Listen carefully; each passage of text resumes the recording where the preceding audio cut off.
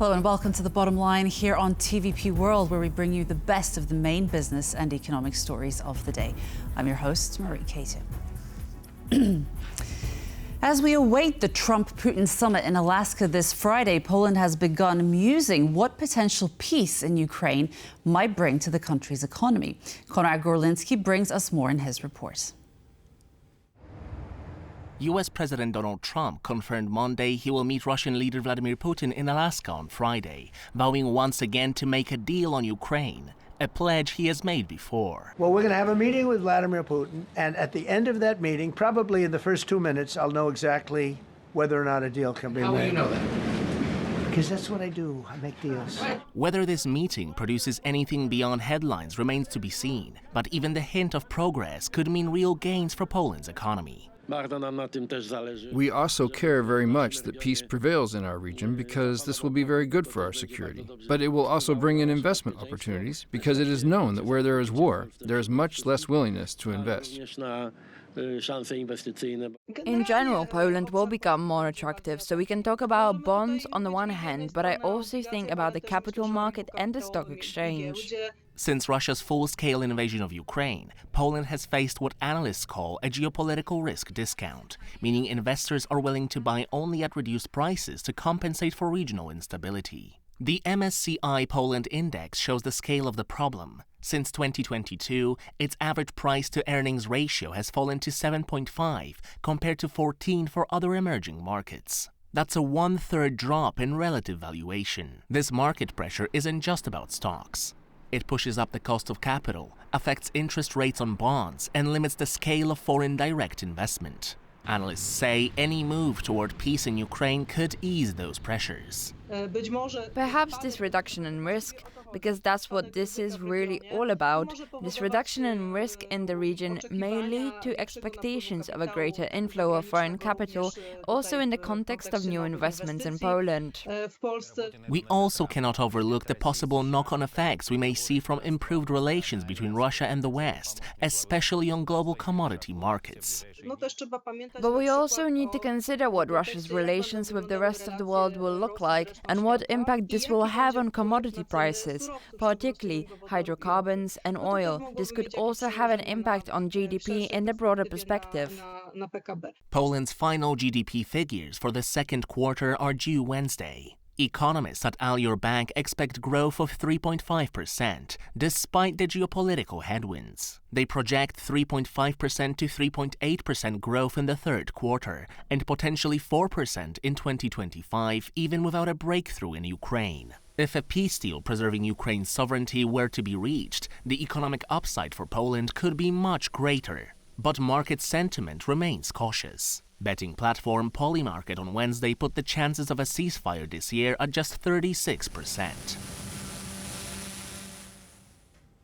So indeed, some form of an end or pause to Russian aggression in Ukraine will impact Poland's economy. With Poland bordering Ukraine and so closely involved in the war from the very start, significant changes in Ukraine will be bound to affect Poland financially. Professor Witold Orłowski from Vistula University is with us to tell us more. Hello, and thank you so much for being with us today. Hello.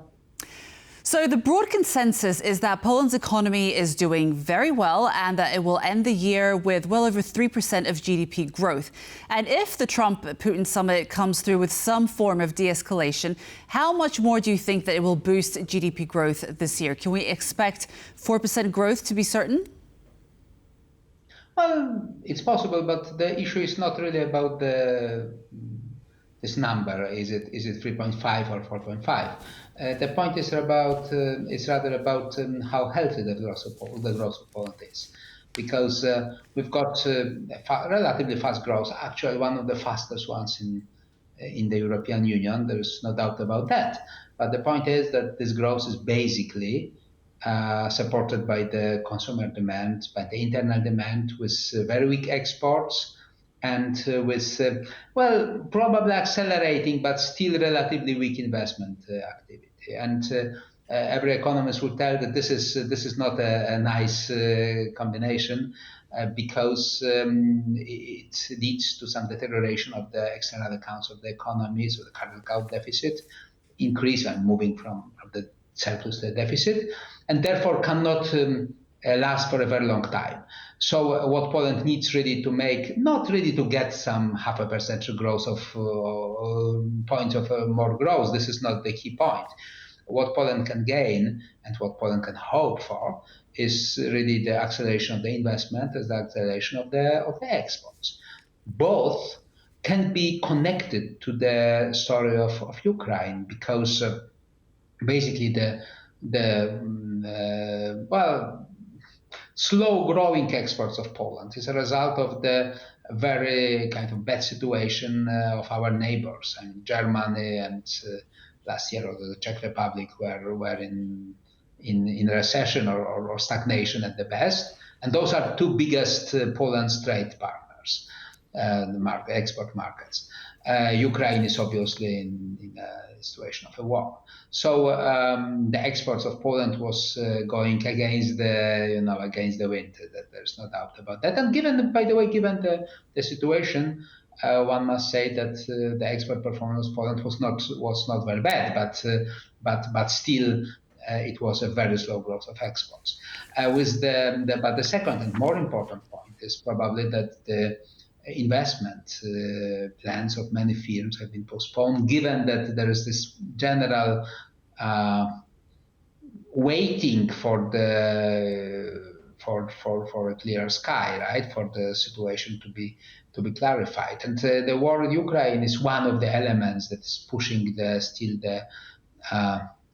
business sentiment in Poland relatively low, and it's difficult to make the big investment decisions with a low business sentiment. So, if there is a change in Ukraine, and a change that we could call satisfactory, right? Because as de-escalation of some sort. 5 minutes ago, the escalation is good, but depending on the conditions. I mean, if the war is over, so we'll see what are the conditions of the peace and so on and so on.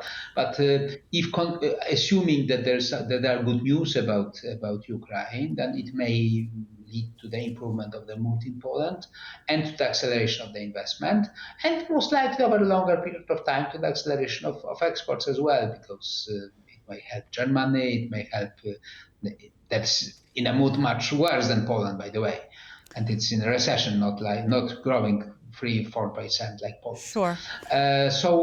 So obviously it is very important. I wouldn't bet very much either it would lead to the immediate rapid acceleration of the growth of Poland. The point is rather that for us, the economists observing the Polish economy, the improvement in the business mood and the investment behavior of firms is much more important than either the growth rate is 3.5 or 4. Sure. I want to talk about Polish companies a little bit, because we've seen evidence that Polish companies have been undervalued compared to their peers from other emerging markets since the breakout of the war. Let's bring up a visual. Here we see that we see a price to earnings ratio, a regular gauge of how investors perceive the value of a company.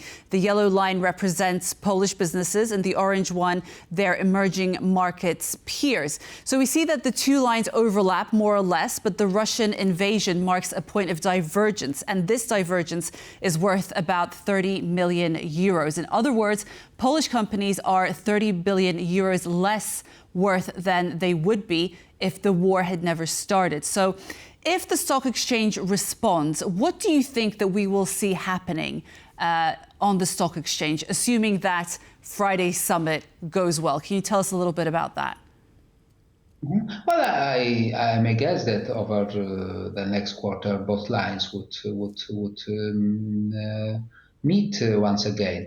As you see in the Polish case, in the yellow line, we see the improvement. We have been seeing the improvement for at least 1 year, but the improvement is still too slow to match the average of the market. That's not a surprise, you know. The average for the emerging market includes, I don't know, Argentina, Brazil, Thailand, and so on, and they are much farther away from the war than Poland is. So let's not be surprised that this valuation of the risk in the case of Poland is bigger than the other markets, and therefore the Polish stock exchange has been suffering because of that.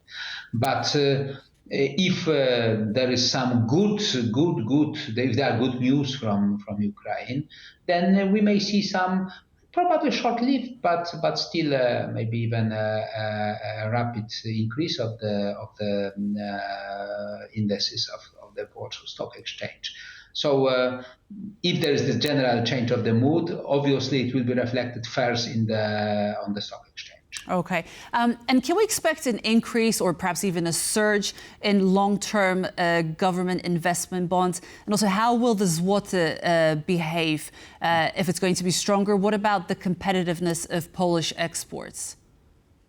Well, I would say this is not the key element actually in the story. I mean, the key element is the situation of the Polish public finance that is a bit disturbing, and therefore I wouldn't expect any explosion of the enthusiasm about Zwarta. Obviously, if the Polish exports gains better ground, if the Polish economy accelerates and somehow the growth becomes more sustainable due to the higher investment, higher exports. So all these elements that can appear, that can improve if the situation in Ukraine improves, then obviously the fundamentals of the Zwarta would be stronger. It would help Zwarta. But on the other hand, we see all the growing public debt and the relatively big deficits of Poland. They are not very nice, and they do not make Zwarta looking very promising. As I said, I mean, together with the stock exchange, we'll most likely see the improvement in the Zwarta exchange rate, but maybe some even at least slowdown of the process of the growth of interest rate, long-term interest rate of domestic or the government bonds. But I would say still that even the improvement in the situation in Ukraine is not going to change substantially the situation of public finance. Poland is spending 5% of GDP on the defense, and that's one of the key factors in increasing our public sector deficit from, let's say, 3% to 6% that we are observing last years. And my guess is that even if there is some peace, some truce, some peace, however we call it, in Ukraine, still this feeling of security is being shaken, security from Russia. And even if there's a peace in Ukraine, then Poland will still continue relatively high military expenditures or defense expenditures, because because of obvious reasons. I'm not going to exploit this any longer. I guess it's clear Absolutely. why. So I guess still we do not see the way towards a lower increase of the debt in the Poland public debt, and therefore, and this is the key element in longer term prospects for the Zwarta and the interest rates of the government bonds. I wanted to ask you about foreign direct investment. How might the de-escalation of the war translate into boosting Poland's position in that sense? And who might be more persuaded now, who perhaps was previously skeptical, to invest in Poland after there is some sort of de-escalation? Assuming there is. No, I do not think that there was a big that the investors were really worried about Poland. Obviously, some of the investment plans could have been cancelled because of the unclear situation, but basically we still seen the increase of the foreign direct investment in Poland. I mean, that flow of the foreign direct investment is not as big as it used to be 2-3 years ago, but that was the moment when worldwide there was, after the COVID, there was the rapid surge in the so-called friendshore investment and nearshore investment. And now it's observed globally, not only in our region, that the companies are no longer so dramatically searching for friendshoring and nearshoring, that they are rather trying to diversify the risk by investing and making part of the global value chain in various countries, various parts of the world. So after this huge increase in the FDI that we observed in 2021, 22. Now we see a smaller increase, but it's steady. I mean, nothing has happened, nothing big has happened with the. I do not think that Ukraine had a major impact on the Ukraine war, the major impact on the FDI in Poland. So I do not expect. Actually, I wouldn't expect an explosion of the enthusiasm and the big surge of the FDI, because there was no big depression of the FDI because of the war in Poland. The chances for peace at the moment seem pretty low, if we are to be realistic. Some sources say 30% at best. But which Polish industries do you think would benefit most from peace in Ukraine at the moment? Okay, if we imagine that there is a real peace in Ukraine, right? I mean, we don't know the conditions, but something that we could call a real peace. Ukraine remains a pause in aggression. Yeah. Sovereign state, country with its own, I mean, not being okay. I mean, I'm not talking about which territories it will have, sure. but basically it will continue working and will somehow plan to join the European Union, although it seems a very, very, very distant way at that time. So considering that, I would say a lot of the Polish companies not only invested in production there, but decided to keep their bridgeheads even during the war. PZU, the Polish insurer, is one of the biggest insurers in Ukraine. PKO has got its bank in Ukraine. And many Polish firms have got their factories, some of them even being bombed, like, I can't remember, I guess the furniture producer, well, in Vinica, they had the factory bombed. In any case, the Polish business had been interested in shifting some of the production, especially the labor-intensive production, to Ukraine, a search for cheaper, for the lower costs. And I guess it is going to continue. On the other hand, if there is an honest peace for Ukraine, and that would probably mean the big project of rebuilding Ukraine with the big money from the European Union, first of all. And if that's happening, then Polish firms, especially the Polish construction companies as well, will be well positioned to take part in this process. So we'll see. Obviously, I remain moderate skeptical in my views. Sure. I do not skeptical. No, it's not the right word. It's rather if some people imagine that the Polish companies will be the main suppliers, the main construction companies in Ukraine, rebuilding Ukraine, that's not true. I mean, the big contracting company will be probably the West European giants, but the Polish companies will be at least subcontractors, and maybe in some smaller cases also contractors. The Polish companies are still too small probably to deal by their own this type of huge investment that will be expected, this huge construction work that will be expected to make in Ukraine.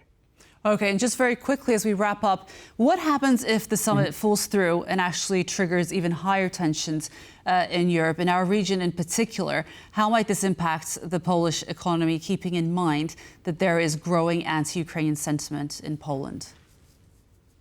Well, I wouldn't mix one with another. I mean, there is anti-European sentiment among some groups of the population, some noisy politicians, but I would say still the majority of the society is really supporting very much Ukraine and the Ukrainians, and they fight. But the problem is that if there is no deal, then first of all, it means that this bad mood in Europe, especially Germany, is likely to continue.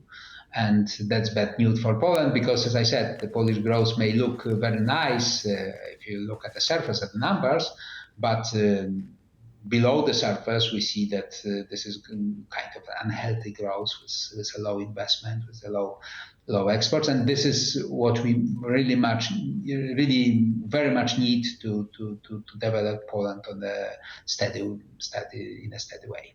Okay, Witold Orłowski, Professor Witold Orłowski, economist from Vistula University. Thank you so much for being with us today. Thanks. And that concludes The Bottom Line for today. I was your host, Marie Cato, and we bring you the best of regional business Monday to Friday at 5:10 CET on TVP World. And in the meantime, for the latest in regional business, follow us on X and on tvpworld.com.